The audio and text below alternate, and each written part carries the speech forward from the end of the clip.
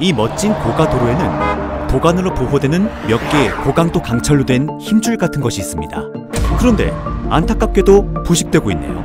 이것이 3, 4개월 후 고가도로에 어떤 영향을 미칠지 짐작할 수 있을까요? 왜 이런 일이 일어나고 있을까요? 믿기지 않겠지만 현대의 고가도로는 이러한 종류의 빈 박스 거더를 사용하여 건설합니다. 흥미롭게도 이러한 거더는 암수가 맞물리도록 영리하게 설계된 것을 볼 수 있습니다. 이제 이 박스 거더의 구멍을 통해 강철 와이어를 삽입해 보겠습니다. 케이블을 조였다고 가정해 보겠습니다. 장력을 가한 케이블이 고가도로의 하중 용량에 어떤 영향을 미칠까요? 이 질문에 답하려면 먼저 고가도로가 무게를 견디는 방식을 이해해야 합니다. 차량을 포함한 전체 상부 구조물의 무게는 먼저 교량 받침으로 전달된 다음 교각으로, 교각에서 파일캡으로, 마지막으로 파일로 전달됩니다. 고가도로 건설의 첫 번째 단계에서 엔지니어는 단단한 지층을 찾습니다. 차량과 고가도로의 전체 무게가 단단한 지층에 의해 지탱된다면 이러한 구조는 매우 안정적이 될 것입니다. 단단한 지층을 찾으면 작업자들은 철근을 삽입한 다음 콘크리트를 타설하기 시작합니다. 14일간의 양생 기간이 지나면 파일의 기초가 완성됩니다. 이 파일에 엄청난 양의 힘을 전달할 수 있으며 강하고 단단한 지층이 말뚝 구조가 안정적으로 유지되도록 합니다. 말뚝이 단단한 지층에 도달하지 못하면 고가도로에 어떤 일이 일어날지 쉽게 짐작할 수 있습니다.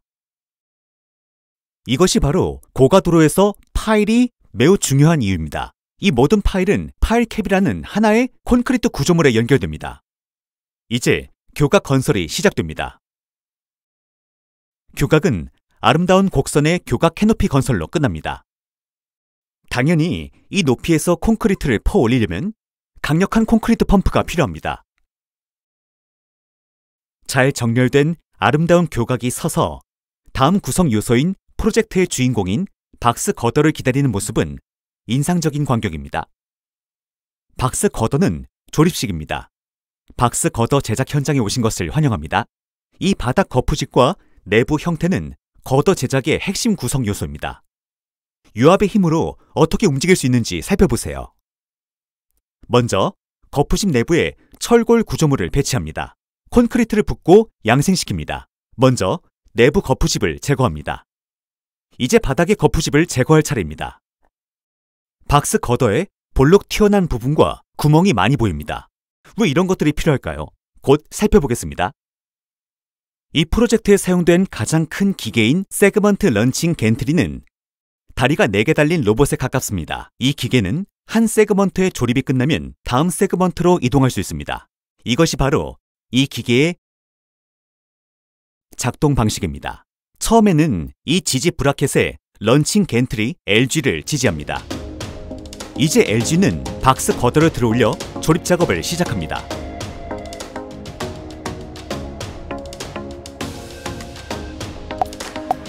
이제 한 쌍의 교각 사이에 거더 조립이 완료되었습니다. 다음 섹션의 거더 조립을 수행하려면 LG가 이 위치에 도달해야 합니다. 이를 위해 LG는 4개의 다리를 모두 사용해야 합니다. 먼저 뒤쪽 다리가 상판에 지지됩니다. 이제 뒤쪽 중간 다리를 제거해도 문제가 없습니다. LG는 여전히 안정적입니다. 다음으로 뒤쪽 중간 다리가 상판에 지지됩니다. 이제 LG가 앞으로 나아갈 수 있습니다. 앞쪽 다리는 다음 교각의 캡에 지지됩니다. 이제 뒤쪽 중간 다리가 앞으로 이동하여 상판 앞쪽에서 지지됩니다. 이제 지지 브라켓을 앞으로 이동하여 다음 교각에 지지할 차례입니다. 다음으로 뒤쪽 다리를 접고 전체 LG를 다시 앞으로 이동합니다. 지금 LG의 위치를 살펴보면 이전 세그먼트의 조립 직전의 LG 위치와 동일합니다. 메인 다리가 LG의 중앙에 있고 LG는 제대로 중앙에 정렬되어 있습니다. 이 위치에서 LG는 새로운 프로세스를 시작할 수 있으며 이 과정이 반복됩니다. 이제 박스 거더 조립의 세부 사항을 살펴봅시다. 작업자가 거더의 면에 에폭시 수지를 도포합니다. 암수 돌출부가 어떻게 서로 완벽하게 맞는지 볼 수 있습니다. 한 세그먼트의 조립이 끝나면 그 사이에 작은 틈새가 남게 됩니다. 이것은 의도적인 것입니다. 엔지니어가 거더로 한 세그먼트를 완벽하게 완성할 계획이었다면 마지막 거더를 맞출 방법이 없었을 것입니다. 남은 작은 틈새는 철근과 콘크리트로 막습니다. 엔지니어들은 이제 가장 중요한 작업인 박스 거더의 구멍을 통해 초강력 강철 와이어를 삽입하는 작업을 하고 있습니다. 그들은 와이어를 조이고 있습니다. 이 단계에서는 겐트리 크레인이 지지대를 제거하더라도 그 세그먼트는 튼튼하고 안정적입니다. 이 세그먼트는 최소 20대의 자동차 무게를 지탱할 수 있습니다. 한 가지 궁금증이 있습니다. 작업자가 삽입하고 조인 강철 철사는 단지 박스 거더를 붙이기 위한 것일까요? 작업자가 와이어를 삽입하지 않았더라도 거더는 안정적이었을 것입니다. 그러나 몇 달이 지나면 거더 바닥부터 균열이 시작되어 결국 비극으로 이어집니다. 콘크리트 포스트 스트레싱의 세계에 오신 것을 환영합니다. 이것이 우리가 만든 고가도로입니다. 이 엔드캡을 추가하고 그 안에 철근을 삽입해 보겠습니다.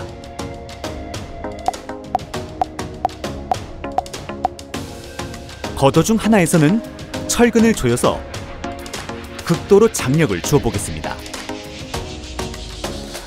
다른 거더에는 철근이 있지만 장력을 받지 않고 있습니다.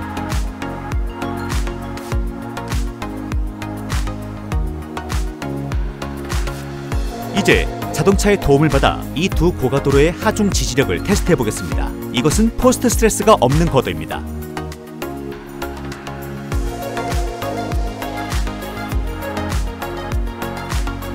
자동차가 어느 정도 무게를 전달하자 갑자기 문제가 발생했습니다. 철근이 조여진 거더는 더 많은 무게를 견딜 수 있습니다. 이 거더도 부서졌지만 이번에는 하중이 증가하면서 붕괴가 더 천천히 발생했습니다.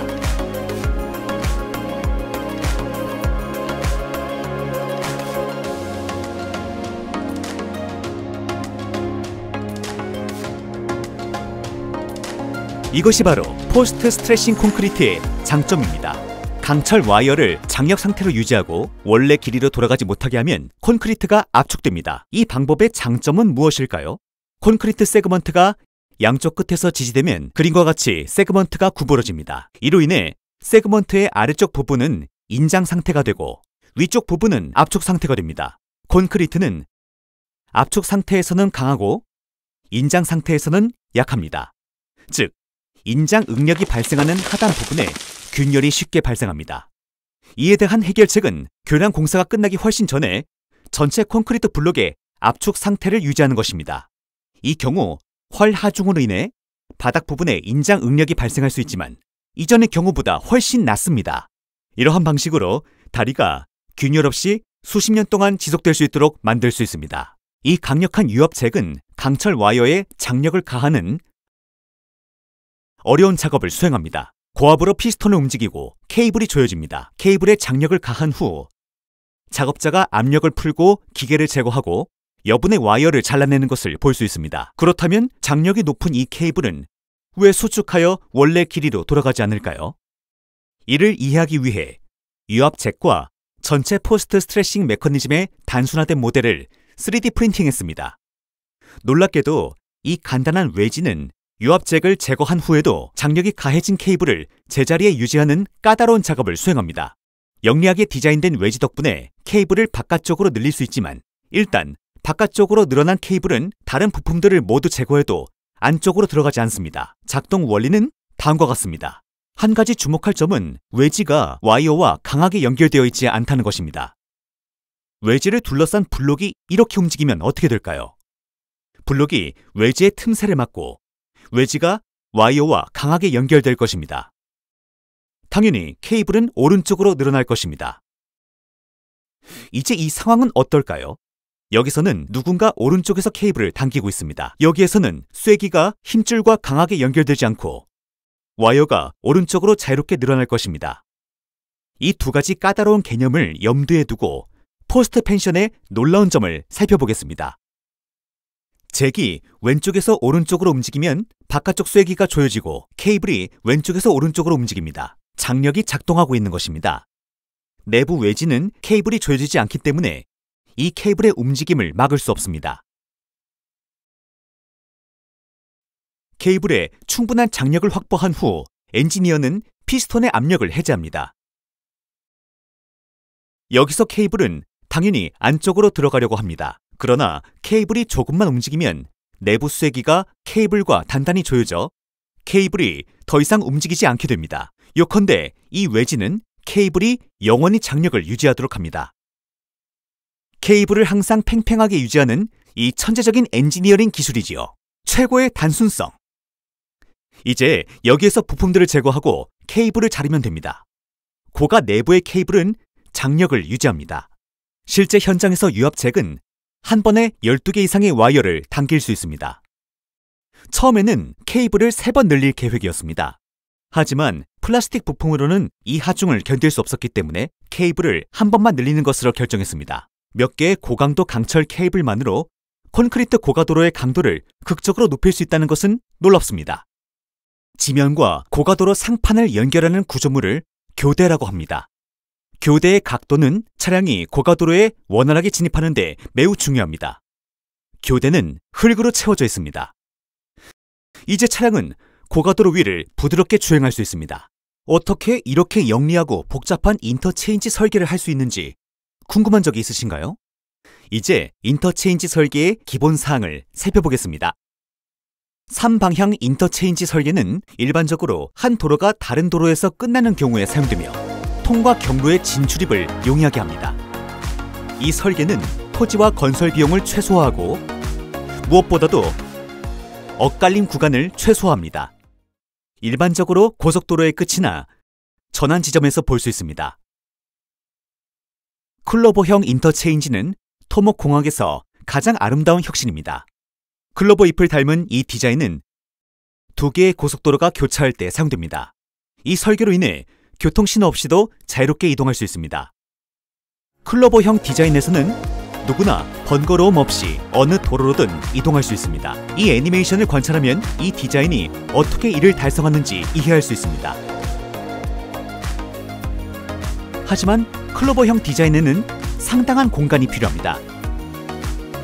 또한 이 디자인은 차량이 들어오고 나갈 때 엇갈림의 문제를 일으킵니다.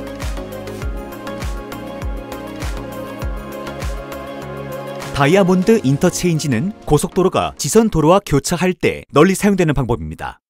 다이아몬드 모양을 이루는 4개의 램프로 구성되어 있어 이름 붙게 되었습니다.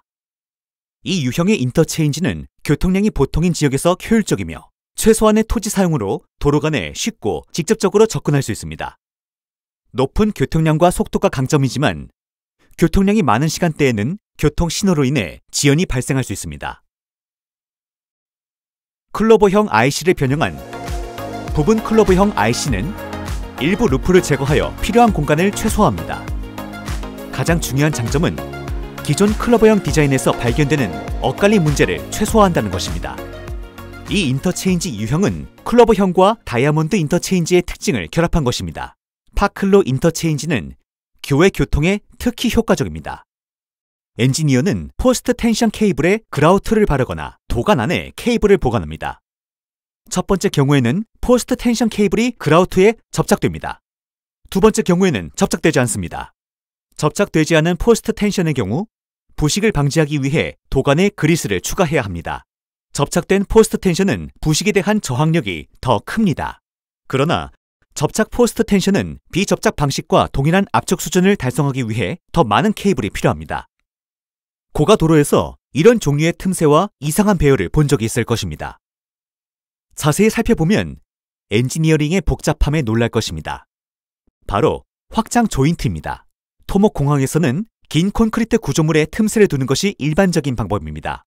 물질은 온도 변화에 따라 팽창하거나 수축하는데 이러한 틈을 통해 이러한 움직임이 가능합니다. 구조물을 너무 많이 고정하면 온도 변화로 균열이 생길 수 있습니다. 하지만 단순히 도로에 틈이 있도록 둘 수는 없습니다. 확장 조인트는 도로 상판의 움직임을 허용하는 동시에 틈새를 막아줍니다. 이 녹색 부재가 신축 조인트의 주요 지지대입니다. 흥미롭게도 이 부재는 도로에 고정되어 있지 않고 2개의 베어링 위에 떠 있습니다. 즉, 이 지지 부재는 도로 상판의 움직임을 어떤 식으로든 막지 않습니다. 확장 조인트의 지지박스는 녹색 부재를 따라 자유롭게 미끄러질 수 있습니다. 고가도로에 보이는 부분은 고무 스트립으로 연결된 판입니다. 이제 이 애니메이션을 보면서 확장 조인트의 전체 작동을 이해할 수 있습니다. 이번에는 보행자의 관점에서 조인트의 작동을 한 번 더 살펴보겠습니다. 이는 또한 도로 상판이 베어링 위에 놓여 있어야 함을 의미합니다. 이러한 베어링과 확장 조인트 덕분에 고가도로는 주변의 온도 변화를 견딜 수 있습니다. 지금까지 살펴본 고가도로는 가장 많이 사용되는 콘크리트 고가도로입니다. 하지만 텍사스주 샌 안토니오의 고가도로를 보면 그 아래 철제 거도가 많이 보입니다. 이것이 바로 철골 고가도로입니다. 철골 구조 고가도로의 세부 사항들을 살펴볼 수 있습니다. 주로 공사 기간을 단축해야 하는 상황에서 사용됩니다. 콘크리트 고가도로에 비해 더 가볍고 튼튼합니다. 철골 고가도로의 가장 큰 단점은 콘크리트 고가도로에 비해 비용이 더 많이 든다는 것입니다. 이 영상이 도움이 되셨기를 바랍니다. 떠나기 전에 페트론에서 제 채널을 후원하는 것을 잊지 마세요.